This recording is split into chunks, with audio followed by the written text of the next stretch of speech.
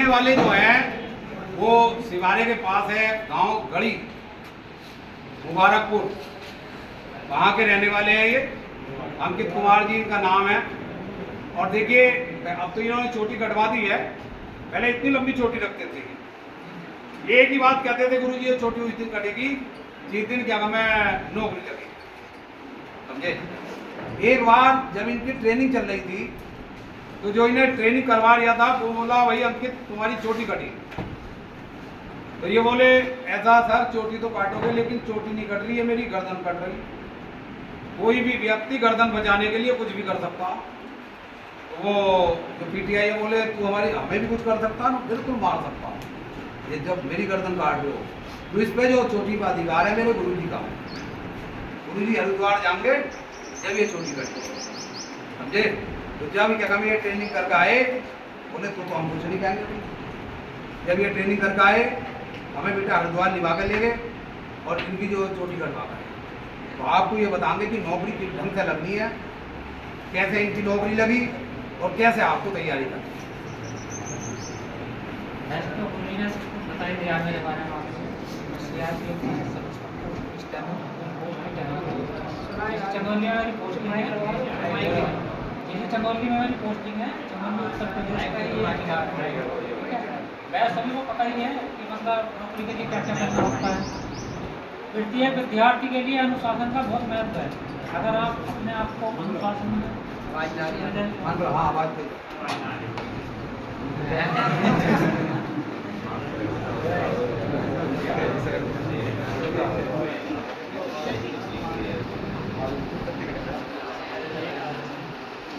जैसे कि मैं अपना अनुभव आपको बता रहा हूँ।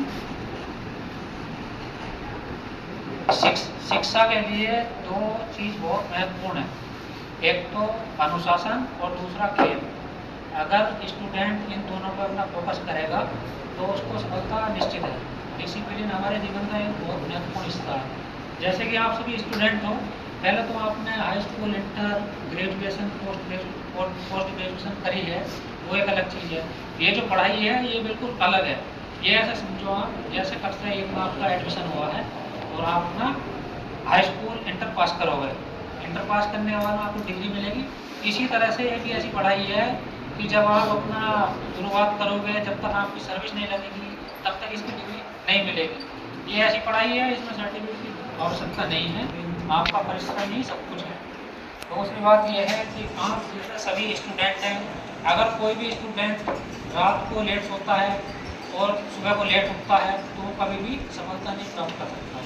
सबसे ज़रूरी है हमें सुबह को सवेरा उठना, जल्दी से जल्दी सूर्य उठने से पहले हमें उठना है। उठने के बाद में अपनी दिनचर्या शुरू करनी है। वो अपनी सामर्थ्य के हिसाब से कौन कैसे क्या करता है वो उस पर निर्भर करता है। शॉर्ट हैंड में सबसे बड़ी पोस्ट है स्टेनो। स्टेनो एक कैडर है, रैंक नहीं है, एक कैडर।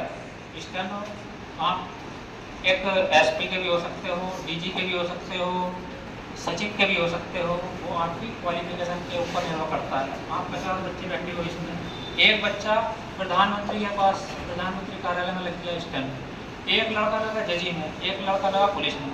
आप सोचो कि मेरे आप तो वही सवाल थे, मैं क्यों नहीं लगा, मुझे भी लग सकता है। देखो टर्म्स कंडीशन सबके अलग अलग है और सबका भाग्य अलग अलग है। भाग्य का भी इसमें बहुत महत्व है सफलता के क्षेत्र में। फिर मैं ज़्यादा लंबी बात नहीं करूँगा, मैं इतना ही बोलूँगा कि जो बच्चा अनुशासन में रह कर अपनी तैयारी करेगा सफलता उसकी निश्चित है।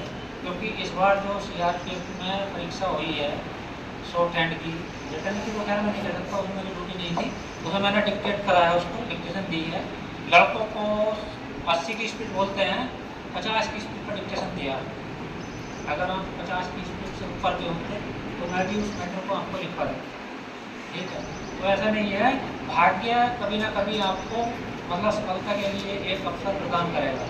अगर मान के चलो हमारे साथ में ऐसे बच्चे थे, हम भी ऐसे थे, मैं इतना टैलेंटेड नहीं था, इनका 100 में 100 सवाल हो रहे हैं। मतलब इतना जरूर था, जितने भी हो रहे हैं उनमें विश्वास था कि हमारी मेहनत के सवाल हैं, किसी की नकल मार के नहीं। गुरु जी की तैयारी से रेलवे में नंबर आया मेरा, चिकित्सा विभाग में भी आया, PWD में भी आया था। बहुत सारे एग्जाम पास करे, ऐसा नहीं पहले फेल हो, एक साल में बहुत फेल हो, जिस एग्जाम में जा रहे हैं उनमें फेल हो रहे हैं। जब पास होने लगे तो जिसमें चैलेंज होता था उसमें हम पास होकर आए। ऐसी बात नहीं है कि मैंने पढ़ाई करी है, मैंने फिजिकली बहुत करा, बहुत फिजिकल करा। मतलब ये मान कर चलो उन्हीं के पास रुकता था मैं, तो जहाँ एक पिक्चर हॉल था बाईपास के पास में, और जहाँ मेला लगता है वहाँ मेरा 5 मिनट का रन था।